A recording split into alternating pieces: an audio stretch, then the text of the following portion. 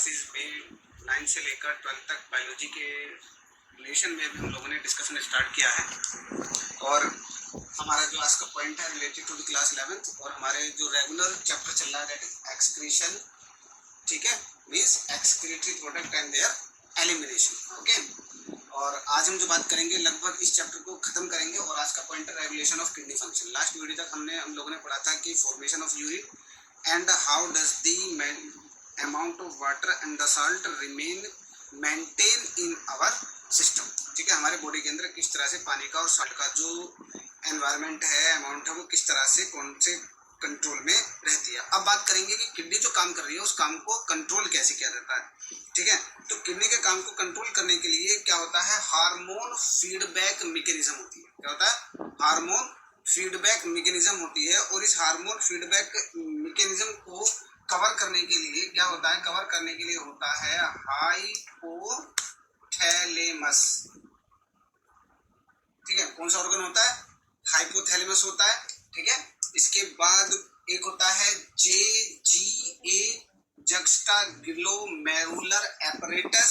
ठीक है, and heart itself, यानी कि हार्ट जो है वो किडनी के फंक्शन को कंट्रोल करने में हेल्प करता है। ये जो तीनों ऑर्गन हैं ये तीनों मिलकर एक सिस्टम प्रोवाइड कराते हैं जिसको कहते हैं फीडबैक। क्या कहते हैं इसको, फीडबैक हार्मोनल। ठीक है, हार्मोनल कंट्रोल। क्या कहते हैं, फीडबैक हार्मोनल कंट्रोल या फीडबैक हार्मोनल मैकेनिज्म। तो क्या सब जाहिर बात है, तो यहाँ पर आप लोग देखेंगे कि हार्मोन्स का यानी कि एंडोक्राइन सिस्टम का और न्यूरल सिस्टम का एक मिला जुला सा असर हमारी एक्टिविटी पर पड़ता है जो हमारे किडनी के फंक्शन को रेगुलेट करते हैं। ठीक है, तो धीरे धीरे करके हम एक एक प्रोसेस के बारे में बात करेंगे। एक ही प्रोसेस नहीं है, there are several process which are involved in the control of the kidney function. ठीक है, तो सबसे पहले जो बात करते हैं हम, सबसे पहले कुछ रिसेप्टर्स की बात कर लेते हैं। Receptors is directly remain under the control of the neural control. ठीक है, रिसेप्टर जो है वो बॉडी के अंदर डिफरेंट कंडीशन में, अगर किडनी की बात करते हैं तो अलग अलग फ्लूइड्स के अंदर जो कंसंट्रेशन चेंज होती है उसके हिसाब से वो अपने आप को क्या करते हैं, एक्टिवेट करते हैं। एक्टिवेट करने के बाद में वो ये इंफॉर्मेशन ब्रेन को भेजते हैं और ब्रेन कुछ क्या करता है, कुछ हार्मोन्स या कुछ रिलेटेड एक्टिविटीज के थ्रू किडनी के फंक्शन को कंट्रोल करेगा। तो सबसे पहला जो प्रोसेस हम लोग डिस्कस करेंगे दैट इज द ओस्मोरेगुलेशन। ठीक है, प्रोसेस क्या है, सबसे पहला जो प्रोसेस है which control the kidney function is known as the osmoregulation। osmoregulation का मतलब क्या है, osmoregulation का मतलब होता है maintenance of the water and the salt in the body। ठीक है, and osmoregulator is controlled by the osmoreceptors। osmoregulation को कौन कंट्रोल करते हैं, osmoregulation को osmoreceptors कंट्रोल करते हैं। ठीक है, receptors means these are some important minute nerve cells which act as the receptors। ठीक है, होता क्या है, जो बॉडी के अंदर ओस्मो रिसेप्टर्स होते हैं, ठीक है, वे क्या करते हैं, दे डिटेक्ट, ठीक है, दे डिटेक्ट द चेंज। अब वो क्या क्या चेंज बॉडी के अंदर जो है शो करते हैं, मतलब किन किन चीजों को वो एक्ट करते हैं, किन किन चीजों पर किन किन चेंजेस से वो स्टिमुलेट होते हैं। ठीक है, जैसे वो क्या क्या डिटेक्ट करते हैं, change in the body volume. Body volume की जगह आप अगर बात करें ब्लड वॉल्यूम। ठीक है, किसको एक्ट करेंगे, किसके थ्रू एक्टिवेट होंगे, ब्लड वॉल्यूम के थ्रू। ठीक है, उसके बाद क्या करेंगे, body fluid volume.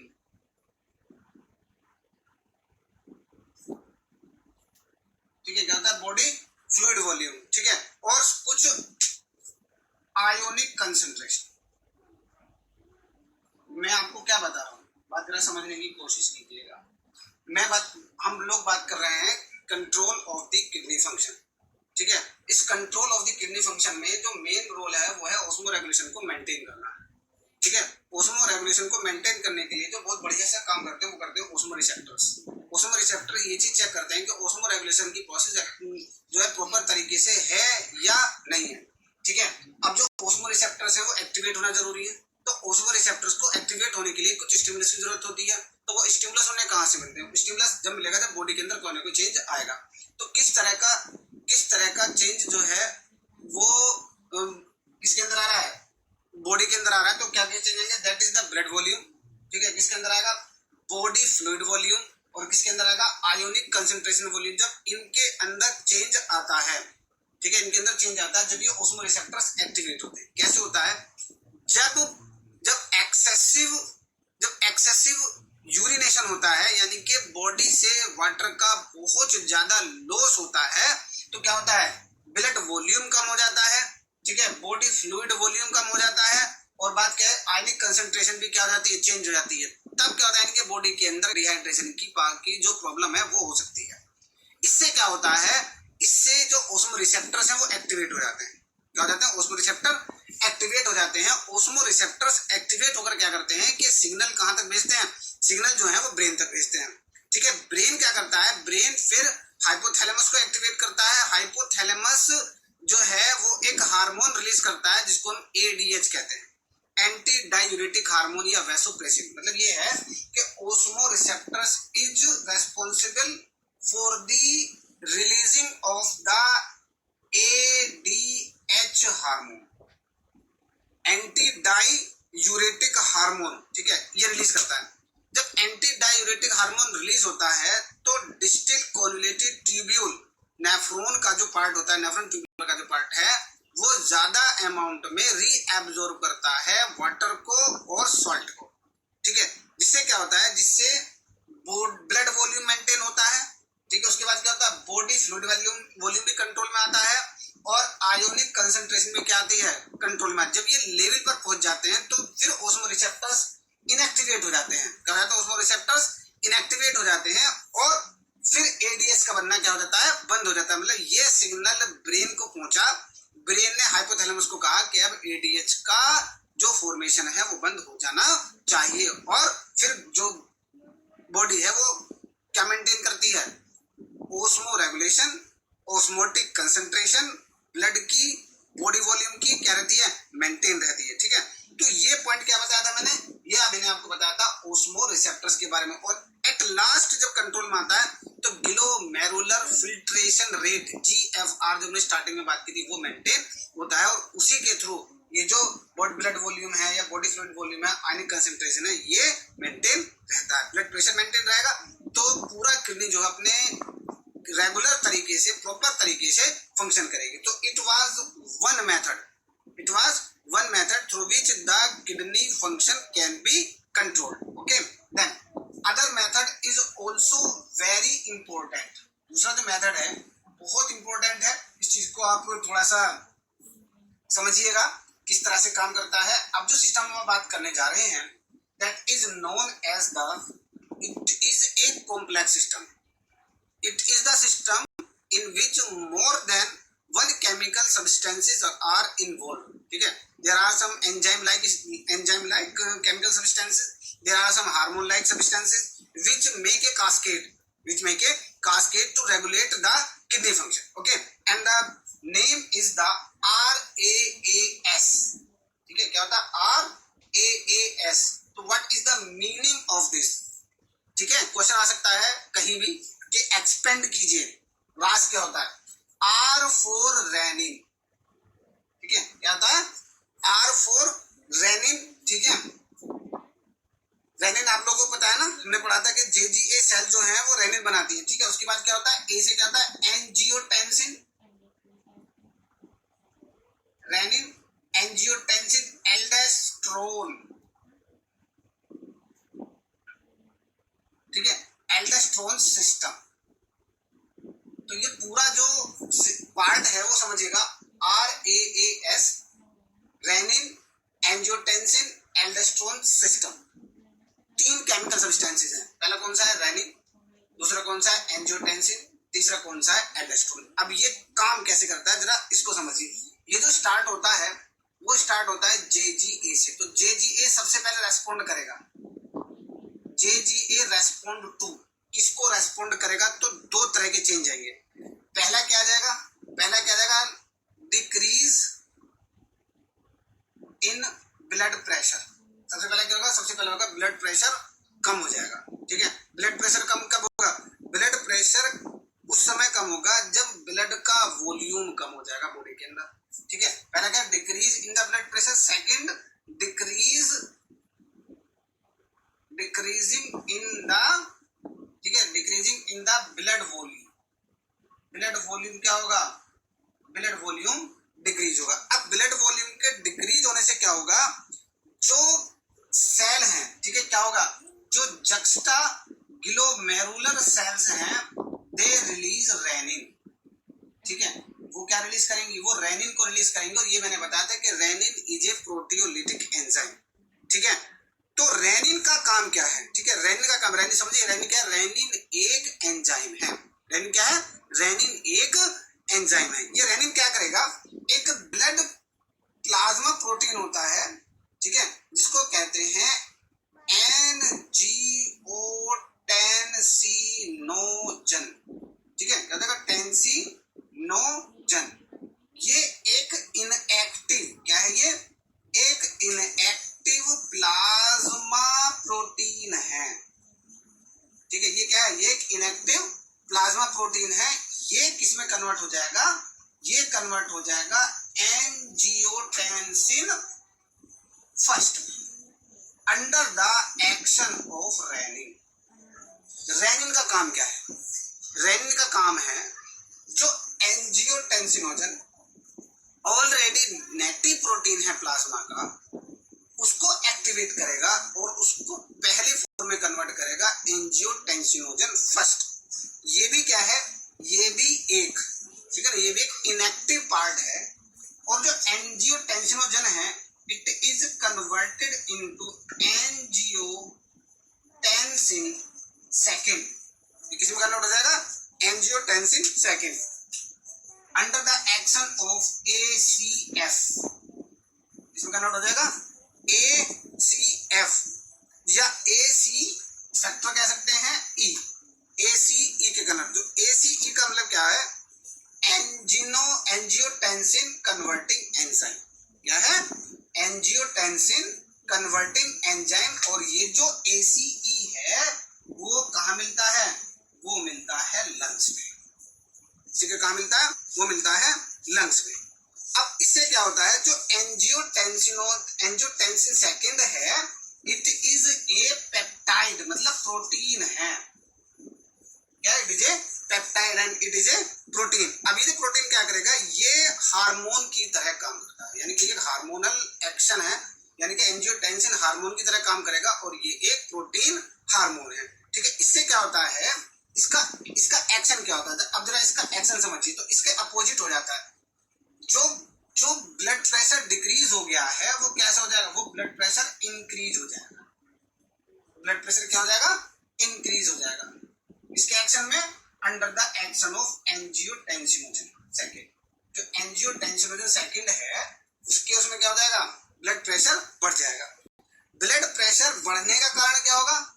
Blood pressure बढ़ने का कारण होगा, ठीक है, ब्लड वॉल्यूम का इंक्रीज होना।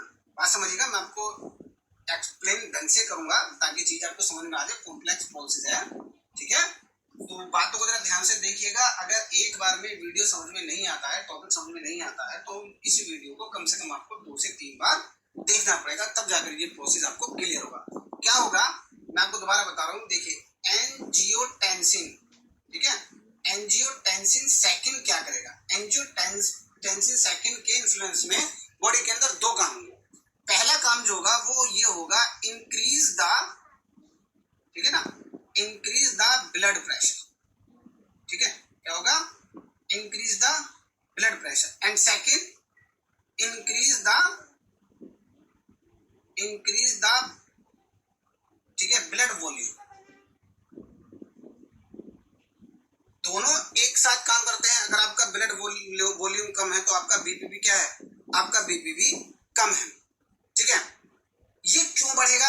ऐसा हुआ क्यों? एंजियोटेंसिन ने ऐसा क्या किया जिससे बीपी बढ़ा और ब्लड वॉल्यूम भी बढ़ा? ऐसा हुआ कि एंजियोटेंसिन ने क्या किया? PCT को स्टिमुलेट किया, प्रॉक्सिमल कन्वोल्यूटिव ट्यूब्यूल को क्या किया? स्टिमुलेट किया, उसको सिग्नल दिया कि वो क्या करे, वो ज्यादा से ज्यादा अमाउंट में वाटर और सोडियम को क्या करे, री एब्जॉर्ब करे। ठीक है, क्या करे, री एब्जॉर्ब करे। और इसके साथ ही डीसीटी को भी स्टिमुलेट करती है। क्या कहता है, डीसीटी को भी स्टिमुलेट करता फॉर द सेम एक्शन। ठीक है, अब आपको समझ में आ जाना चाहिए कि जो ये एंजियोटेंसिन सेकंड है वो एक्ट कैसे कर रहा है। सबसे पहले एंजियोटेंसिन पीसीटी और डीसीटी को ये सिग्नल प्रोवाइड करा रहा है कि वो H2O और सोडियम आयन को यानी कि साल्ट को क्या करेंगे, रीएब्सॉर्ब करेंगे। ऐसा करने से क्या होगा, ऐसा करने से बॉडी का ब्लड प्रेशर इंक्रीज हो जाएगा और ऐसा करने से ब्लड वॉल्यूम भी क्या हो जाएगा, अपने लेवल पर आ जाएगा। ठीक है, तो अब इसमें एल्डोस्टेरोन का क्या काम है, जब ये सब काम कवर हो जाएगा यानी कि बॉडी उनका ब्लड प्रेशर लेवल में आ जाएगा और ब्लड वॉल्यूम भी लेवल में आ जाएगा, तो इस वजह से एल्डोस्टेरोन रिलीज होगा। क्या होगा इस वजह से एल्डोस्टेरोन रिलीज होगा। बात को समझते रहिएगा। इस वजह से क्या होगा, इस वजह से एल्डोस्टेरोन रिलीज होगा। और ये जो एल्डोस्टेरोन है ये रेनिन के सिक्रीशन को क्या कर देगा, रेनिन के सिक्रीशन को स्टॉप कर देगा। क्योंकि गाड़ी कहाँ से स्टार्ट हुई थी, गाड़ी स्टार्ट हुई थी रेनिन से और खत्म भी कहाँ होनी है, खत्म भी रेनिन पर ही होनी है। ठीक है, तो एल्डोस्टेरोन कहाँ से, जब ये हो जाएगा, ये सब चीज कवर हो जाएगी, तो इस वजह से एल्डोस्टेरोन रिलीज होगा। और ये जो एल्डोस्टेरोन है ये किसके फंक्शन को रोक देगा, ये फंक्शन को रोक देगा, रेनिन के फॉर्मेशन को रोक देगा। और जब रेनिन का फॉर्मेशन रुक जाएगा तो बॉडी अपने आप किसमें हो जाएगी, फिर जो भी ह्रास है वो क्या हो जाएगा, स्टॉप हो जाएगा। ठीक है, बात समझ में आ गई। तो ये किसका बात था, ये बात थी हमारी एक RAAS के बारे में। ठीक है, अब जो नेक्स्ट पॉइंट है वो रिलेटेड है हमारे हार्ट से। ठीक है, तो हम बात करेंगे हार्ट में जो पॉइंट आता है उसको कहते हैं ANF। ठीक है, इसको कहते हैं एंटी, ठीक है, ये जो फैक्टर है, ठीक है, एंटी यूरेटिक फैक्टर, क्या नाम है इसका, नाम है एंटी नाइट्री यूरेटिक फैक्टर। एंटी, ठीक है, क्या नाम है, एंटी नाइट्री यूरेटिक फैक्टर।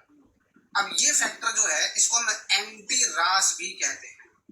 क्या कहते हैं इसको, it is also known as the anti RAAS, यानी कि रास के क्या कर रहा है, रास के अपोजिट काम कर रहा है। ठीक है, अब जैसे ही हमने बताया था कि ब्लड प्रेशर बढ़ेगा, ठीक है, और ब्लड वॉल्यूम बढ़ेगा, तो जो ब्लड की वॉल है, ठीक है ना, जो ब्लड की वॉल है वो क्या करेंगी, वो ANF रिलीज करेंगे।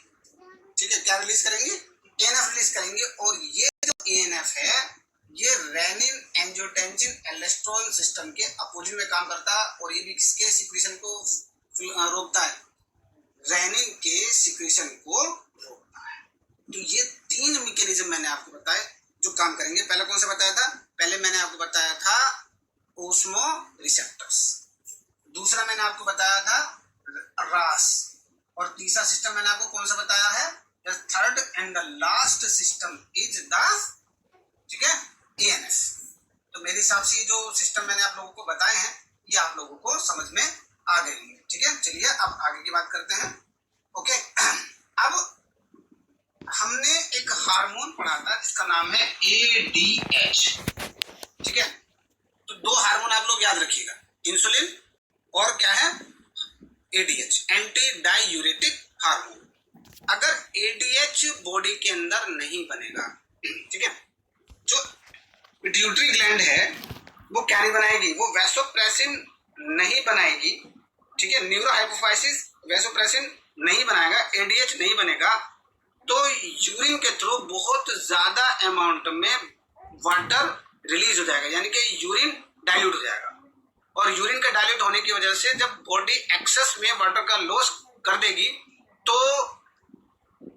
बॉडी में से वाटर की कमी हो जाएगी, मतलब डिहाइड्रेशन का प्रोसेस हो जाएगा, बहुत ज्यादा प्यास लगेगी। ठीक है, और उसके बाद जब प्यास लगेगी तो पानी ज्यादा पिया जाएगा, ज्यादा अमाउंट में वाटर रिलीज होगा तो उसकी वजह से डिहाइड्रेशन की प्रॉब्लम हो जाएगी। तो एक डिजीज हो जाती है जिसको कहते हैं डायबिटीज इंसिपिडस। ठीक है, क्या होता है, उसको कहते हैं डायबिटीज, क्या कहते हैं उसको, डायबिटीज इंसिपिडस। ठीक है, क्या कहते हैं उसको, डायबिटीज इंसिपिडस। और अगर मैं बात करूं इंसुलिन की वजह से कौन सी डायबिटीज जो होती है, उसका नाम होता है डायबिटीज मेलिटस। तो ये दोनों चीजें आती कंफ्यूजन हो सकता है। इंसिपिडस जो रिलीज होता है वो एडीएच की वजह से होती है और डायबिटीज मेलिटस जो होती है वो इंसुलिन की वजह से होती है। ओके, अब सब ये है कि कितना, अब एक पॉइंट आता है कि हमारी बॉडी की या हर ऑर्गन की अपनी एक कैपेसिटी होती है। ठीक है, अब अगर मैं बात करूं कि रीएब्जॉर्प्शन, तो जो हमारी किडनी है या हमारा ब्लड है वो एसेंशियल मटेरियल्स को मैक्सिमम कितना रीएब्जॉर्ब कर सकता है। ठीक है, इसको कहते हैं थ्रेशोल्ड लिमिट। क्या कहते हैं, एक पॉइंट आप लोग बहुत बार पढ़ चुके हैं, क्या कहते हैं इसको, थ्रेशोल्ड लिमिट। ठीक है, थ्रेशोल्ड लिमिट का मतलब होता है maximum amount of any substance. ठीक है, maximum amount of any substance that can be hold. ठीक है, that can be hold by any organ. ठीक है, हर ऑर्गन की अपनी अपनी कैपेसिटी होती है, तो मैक्सिमम कैपेसिटी कितनी है। तो ज्यादातर अगर मैं फॉर एग्जांपल के लिए मैं बता दूं ब्लड, ठीक है, ब्लड के अंदर ज्यादातर जो है वो जो सब्सटेंसेज हैं वो डिजोल्व रहते हैं।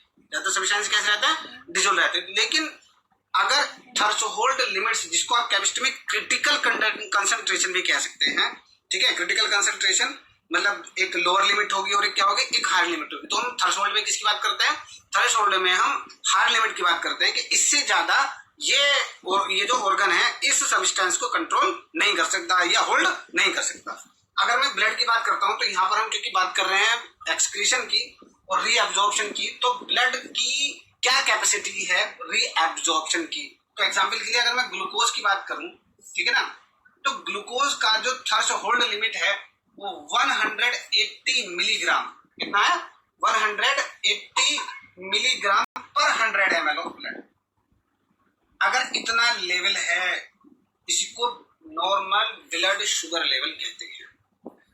यानी कि ब्लड जो है वो इतनी ग्लूकोज मेंटेन कर सकता है। अगर इससे ज्यादा आ जाती है, अगर ब्लड के अंदर ग्लूकोज की अमाउंट 180 मिलीग्राम पर 100 ml से ज्यादा हो जाती है, यानी कि 100 ml में ग्लूकोज की amount 200 milligram, 300 milligram, 400 milligram, 500 milligram, तो फिर 180 से ज्यादा का रीअब्जॉर्प्शन नहीं होगा। तो बाकी का क्या होगा, तो जो बाकी की ग्लूकोज है वो यूरिन के थ्रू बॉडी के बाहर निकल जाएगी। इस बात को आप याद रखिएगा। तो इसी को क्या कहते हैं, इसी को हम कहते हैं थ्रेशोल्ड लिमिट। ओके, अब जो पॉइंट आता है, अब यूरिन जो है वो कहाँ स्टोर होगा, यूरिन स्टोर होगा यूरिनरी ब्लैडर में। लेकिन यूरिनरी ब्लैडर में तो क्या नहीं होगा, यूरिनरी ब्लैडर में वो हमेशा के लिए स्टोर नहीं होता, वो परमानेंटली स्टोर होता है जब तक यूरिन को बॉडी से रिलीज नहीं कर दिया जाता। तो अब जो मैं पॉइंट आपको पढ़ाऊंगा दैट इज द मिक्टूरेशन। क्या पढ़ाऊंगा मैं पढ़ाऊंगा आपको मिक्टूरेशन। मिक्टूरेशन का मतलब ये होता है कि रिलीजिंग ऑफ यूरिन, ठीक है, फ्रॉम द बॉडी, शरीर से या बॉडी से यूरिन को रिलीज करना ही क्या कहला रहा है, मिक्टूरेशन कहला रहा है। ठीक है, और आपको ये समझिएगा per day 1 to 1.5 litre urine, ठीक है, पर डे रिलीज करती है, फॉर्म करती है हमारी किडनी। ठीक है, हमारा जो मेन एक्सक्रीटरी प्रोडक्ट है वो यूरिया है। ठीक है, यूरिया किस फॉर्म में रिलीज होता है, यूरिया रिलीज होता है यूरिन की फॉर्म में। ठीक है, और कितना यूरिन एक दिन में हम रिलीज करते हैं, तो ये समझिएगा 25, कितना, 25 से 30 gram urea per day release करते हैं। ठीक है, अब ये समझिएगा कि जब यूरिन इकट्ठा होता है तो यूरिन बनने के बाद में यूरिन कहाँ बनता है, यूरिन बनता है नेफ्रॉन में। ठीक है, क्या बन रहा है, नेफ्रॉन में बन रहा है। ओके, नेफ्रॉन से वो कहाँ इकट्ठा हो जाएगा, नेफ्रॉन से इकट्ठा हो जाएगा यूरिनरी ब्लैडर में, ठीक है। यूरिनरी ब्लैडर की जो कैपेसिटी है मैक्सिमम वो कितनी है, मैक्सिमम है 800 ml, इतने तक हमारा यूरिनरी ब्लैडर टॉलरेट कर सकता है, मतलब ये यूरिनरी ब्लैडर की थ्रेशोल्ड लिमिट है। लेकिन यूरिनरी ब्लैडर का वॉल्यूम जब 500 ml तक पहुंचता है, ठीक है, तो यूरिनरी वॉल जो है, ठीक है ना, यूरिनरी वॉल वो क्या शुरू कर देती है, वो स्ट्रेचिंग शुरू कर देती है। क्या कर देती है, स्ट्रेचिंग शुरू कर देती है। स्ट्रेचिंग क्या प्रोवाइड कराती है, स्ट्रेचिंग प्रोवाइड कराती है एक सिग्नल, ठीक है। स्ट्रेचिंग क्या प्रोवाइड करा रही है, सिग्नल प्रोवाइड करा रही है, और ये सिग्नल कहां को जा रहा है, ये सिग्नल जा रहा है ब्रेन को, ठीक है। और ब्रेन क्या करता है, ब्रेन रिलीज द अर्ग टू मिक्टूरिशन, ठीक है। वो किसके लिए रिलीज करता है, वो मिक्टूरिशन के लिए अर्ग रिलीज करता है, and then the releasing of the urine takes place, and this process is known as the micturition. तो मेरे हिसाब से जो बात मैंने आपको मिक्टूरिशन के बारे में बताई वो आपको क्लियर हो जानी चाहिए, ठीक है। अब ये समझिएगा कि किडनी हमारा मेन एक्सक्रीटरी प्रोडक्ट है जो नाइट्रोजनस वेस्ट सब्सटेंसेस को बॉडी से बाहर रिलीज करता है, ठीक है। इसके आगे की अगर बात करूं, क्या सिर्फ किडनी ही हमारी बॉडी के अंदर एक्सक्रीटरी ऑर्गन है, जी नहीं, किडनी के अलावा भी कुछ और ऑर्गन हैं जो एक्सक्रीशन का काम हमारी बॉडी के अंदर करते हैं, मतलब वेस्ट प्रोडक्ट को रिलीज करते हैं। ये बात हम लोगों ने स्टार्टिंग वाली वीडियो में भी की थी कि सिर्फ नाइट्रोजनस वेस्ट प्रोडक्ट ही किडनी के थ्रू रिलीज हो सकते हैं, बाकी के जो मेटाबॉलिक वेस्ट है वो वही ऑर्गन रिलीज कर देते हैं, ठीक है। अगर मैं बात करूं एसेसरी, इसकी बात करूं मैं एसेसरी एक्सक्रीटरी ऑर्गन की बात करूं, तो सबसे पहला क्या है, सबसे पहला जो एसेसरी ऑर्गन की बात कर रहा हूं वो है लंग्स। लंग्स क्या रिलीज करते हैं, लंग्स रिलीज करते हैं कार्बन डाइऑक्साइड, ये भी एक वेस्ट प्रोडक्ट है, ठीक है। और पर डे, ये भी ध्यान रखिएगा, per day 18 litre CO2 release होती है, इनकी जब हम सांस लेते हैं तो per day 18 litre carbon dioxide हमारी बॉडी क्या कर लेती है, रिलीज कर लेती है, ठीक है। दूसरा जो ऑर्गन है दैट इज द लीवर, ठीक है। लीवर भी क्या करता है, लीवर भी एक एक्सक्रीटरी ऑर्गन का काम करता है। समझिएगा, liver is the largest gland of our body, ये आप लोगों ने कहा पढ़ा है, डाइजेस्टिव सिस्टम वाले पार्ट में आप लोगों ने पढ़ा है, ठीक है। बाइल जूस बनाता है, बाइल के अंदर लीवर क्या बनाता है, लीवर बनाता है बाइल जूस, ठीक है। बाइल जूस के अंदर बाइल पिगमेंट होते हैं, क्या होते हैं, बाइल पिगमेंट होते हैं, और ये जो बाइल पिगमेंट होते हैं ये होते हैं दो तरह के, एक पिगमेंट होता है बिलीरुबिन, ठीक है, और एक पिगमेंट होता है बिलीवर्डिन, ठीक है। क्या होता है, एक होता है बिलीरुबिन और एक होता है बिलीवर्डिन, ठीक है। अब इसको ये क्या करते हैं, इनकी वजह से जो स्टूल है उसका कलर कैसा होता है, उसका कलर येलोइश हो जाता है, ठीक है। अगर ये ज्यादा अमाउंट में हो जाते हैं तो जो फेसिस का कलर होता है that is due to these two pigments, ठीक है। इसके अलावा कोलेस्ट्रॉल, बहुत सारे स्टेरॉइड हार्मोन्स, विटामिन और ड्रग्स, ठीक है, और ये सारे किसके थ्रू पास होते हैं, डाइजेस्टिव सिस्टम के थ्रू पास होते हैं, इसके थ्रू पास होते हैं, डाइजेस्टिव सिस्टम के थ्रू पास होते हैं, ठीक है। उसके बाद जो तीसरा हमारा एसेसरी एक्सक्रीटरी ऑर्गन है दैट इज द स्किन, ठीक है। इस बात करेंगे, स्किन की बात करेंगे तो स्किन से में क्या होता है, स्वीट ग्लैंड्स होती हैं, सीबेसियस ग्लैंड होती हैं, वैक्स ग्लैंड्स होती हैं, और ये ज्यादातर अमाउंट में वाटर और साल्ट के अमाउंट को क्या करती हैं, पूरा करती है। NaCl, कुछ अमाउंट में यूरिया भी यहाँ से रिलीज होता है, लैक्टिक एसिड भी यहाँ से रिलीज होता है, ठीक है। तो इनका एक बहुत जो स्वीट ग्लैंड्स हैं they provide condensation to our body during the summer season, या बहुत ज्यादा जब गर्मी होती है तो बॉडी को ठंडा करने का काम कौन करती है, स्वीट ग्लैंड्स करती है, ठीक है। और जो वैक्स ग्लैंड्स हैं, ठीक है, वैक्स ग्लैंड्स जो है वो उनके पास सीबम होता है और बॉडी को जो है स्किन को वो प्रोटेक्ट करती हैं, ज्यादा वाटर लॉस को रोकने का भी काम सीबम जो है वो कर सकता है, ठीक है। एक सीबम जो है बेसिकली एक जो है वाटर रिपेलेंट कंपोनेंट है, ठीक है, वाटर रिपेलेंट कंपोनेंट है। तो यहाँ तक मेरे हिसाब से बात आप लोगों को समझ में आ जानी चाहिए कि लंग्स, लिवर और skin these are the accessory excretory organ other than the kidney, ठीक है। अब इसके अलावा बात करेंगे हम कि किडनी के डिसऑर्डर्स की बात करेंगे, ठीक है। डिसऑर्डर्स ऑफ किडनी, किडनी के अंदर क्या क्या डिसऑर्डर्स हो सकते हैं, डिसऑर्डर्स, ठीक है, डिसऑर्डर्स ऑफ एक्सक्रीटरी सिस्टम। तो जो सबसे पहला जो पॉइंट है that is known as the uremia, ठीक है, मैं नाम लिख रहा हूं, कुछ चीजें आप ध्यान रखिए। पहला कौन सा है? पहला है यूरीमिया, ठीक है। सेकंड जो है that is known as the renal failure, ठीक है। थर्ड है रेनल कैलकुलाई, ठीक है। आप कह सकते हैं नेफ्राइटिस,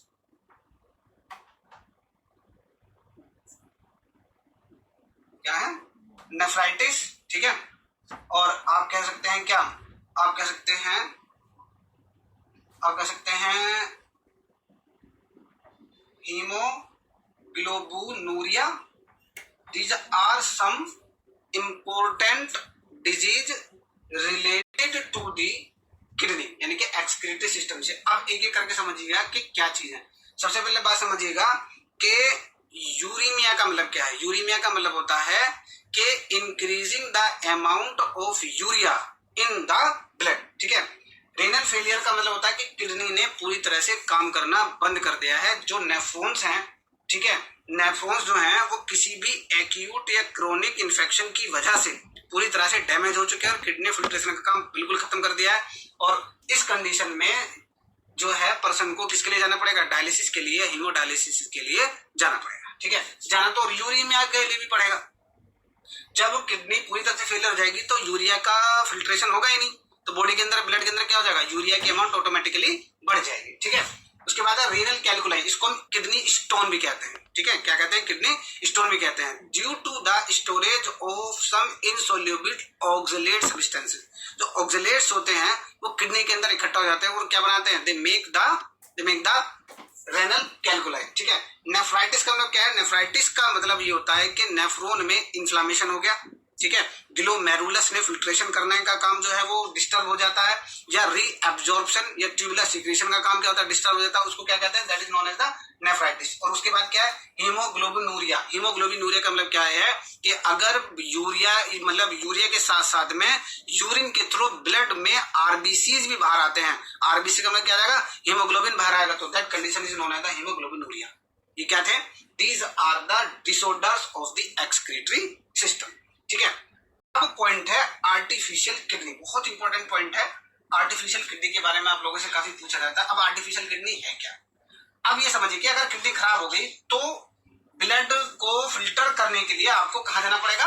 आपको जाना पड़ेगा पास में इसके, आपको जाना पड़ेगा पास में डॉक्टर के, ठीक है। और डॉक्टर करेगा क्या? डॉक्टर आपको डायलिसिस देगा। डायलिसिस के लिए उसके पास क्या होती है? डायलिसिस मशीन होती है। वो जो डायलिसिस मशीन होती है उसको हम आर्टिफिशियल किडनी कहते हैं। क्या कहते हैं उसको? उसको हम कहते हैं आर्टिफिशियल किडनी, ठीक है। आर्टिफिशियल किडनी क्या होती है? आर्टिफिशियल किडनी में समझिएगा एक जो है इस किडनी के अंदर एक कोइल्ड ट्यूब होती है। क्या होती है? एक कोइल्ड ट्यूब होती है। ये जो ट्यूब होती है ये सीलोफेन की बनी होती है, ठीक है। And it is covered by semi permeable membrane, ठीक है। क्या होता है? Semi permeable membrane. अब ये जो सेमी परमेबल मेम्ब्रेन है it has the some pores, ठीक है। अब ये जो पोर्स हैं वो इनसे प्लाज्मा के जो प्रोटीन्स होते हैं या आरबीसी या ब्लड सेल्स वो तो पास नहीं हो सकते, लेकिन जो वेस्ट प्रोडक्ट होते हैं वो आराम से पार हो सकते हैं। अब इस ट्यूब के चारों तरफ एक फ्लूइड होता है। क्या होता है?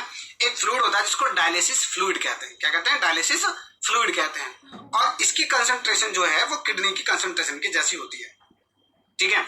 और ये भी ध्यान रखिएगा हमारे पास दो, एक आर्टरी होती है जिसको हम कहते हैं रेडियल आर्टरी, ठीक है, और एक होती है रेडियल वेन।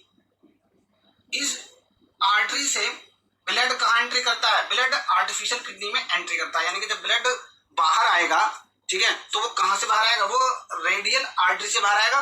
कहां को जाएगा? किडनी को बाहर जाएगा। जब डायलिसिस हो जाएगा तो आर्टिफिशियल किडनी से ब्लड कहां, किसके थ्रू बॉडी के अंदर एंट्री करेगा? रेडियल वेन के थ्रू एंट्री करेगा, ठीक है। क्या क्या चेंजेस करने पड़ते हैं ये भी आप बात सुनिए। रेडियल आर्टरी से जब ब्लड बाहर आता है तो इसको 0 डिग्री सेल्सियस पर तक ठंडा किया जाता है, ठीक है। और इसके अंदर एक क्या डाला जाता है, इसके अंदर एक एंटी कोएगुलेंट डाला जाता है जिसको हिपेरिन कहते हैं, ठीक है। क्या मिक्स किया जाता है, मिक्स्ड विद, ठीक है, मिक्स्ड विद एंटी हिपेरिन, किसमें, ब्लड के अंदर, ठीक है, एंटी हिपेरिन डाला जाता है, ठीक है। और फिर वो किसके किसके अंदर जाएगा, आर्टिफिशियल किडनी के अंदर जाएगा। और जब बॉडी के अंदर एंट्री कराई जाएगी तो ब्लड को पहले बॉडी के टेम्परेचर तक गर्म किया जाएगा, मतलब उसको 37 डिग्री सेल्सियस तक लेके जाया जाएगा। और उसके अंदर एंटी जो ये सॉरी यहाँ पर एंटी हिपेरिन नहीं था, ये था एंटी कोएगुलेंट, ठीक है, एंटी कोएगुलेंट। और ये हिपेरिन ही डाला जाता है। कब डाला जाता है हिपेरिन, हिपेरिन डाला जाता है जब बॉडी से ब्लड को बाहर निकाला जाता है, ठीक है। जब कहां पहुंचाएगा, आर्टिफिशियल किडनी के अंदर डाला जाएगा। और जब बॉडी के अंदर ब्लड को वापस लिया जाएगा उस समय क्या डाला जाएगा, एंटी हिपेरिन भी उसके अंदर डाला जाएगा, ठीक है। तो इस तरह से जो आर्टिफिशियल किडनी है वो क्या करती है, वो फंक्शन करती है, ठीक है। अब आर्टिफिशियल किडनी जो है वो एक परमानेंट इलाज नहीं है, तो इसके लिए क्या किया जाता है, इसके लिए एक इलाज है जिसको कहते हैं किडनी ट्रांसप्लांटेशन।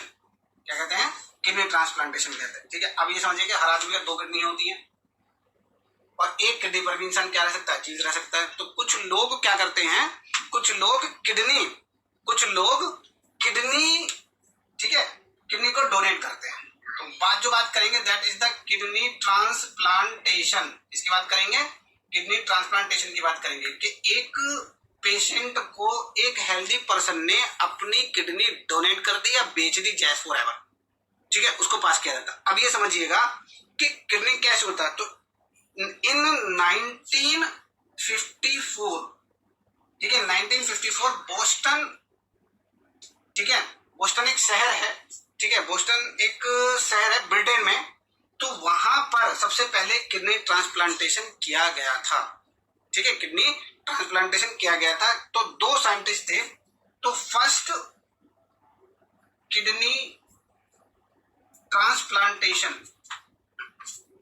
ठीक है, first kidney transplantation was carried out in 1984 in A hospital of Boston by the two doctors named by David Kelly, ठीक है, named by David Hume and Joseph Kelly, ठीक है।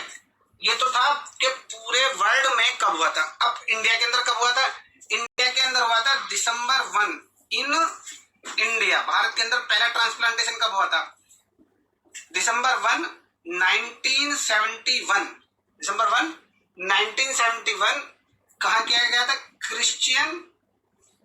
कहाँ किया गया था कि क्रिश्चियन मेडिकल कॉलेज, ठीक है, Christian medical college Vellore, Christian medical college Vellore Tamil Nadu में, ठीक है। तो आज ये चैप्टर हम लोग खत्म करते हैं। आज ये चैप्टर कंप्लीट हो चुका है। उम्मीद करूंगा कि ये चैप्टर आप लोगों को समझ में आ गया होगा। जिन लोगों ने वीडियो पहले वाले नहीं देखे हैं वो प्लीज जाइए और चैनल के थ्रू वीडियो देखिएगा। वीडियो आप लोगों को समझ में आया हो तो लाइक कीजिएगा, सब्सक्राइब कीजिएगा, शेयर कीजिएगा, ठीक है। मिलते हैं नेक्स्ट वीडियो में नेक्स्ट चैप्टर के साथ में, ठीक है।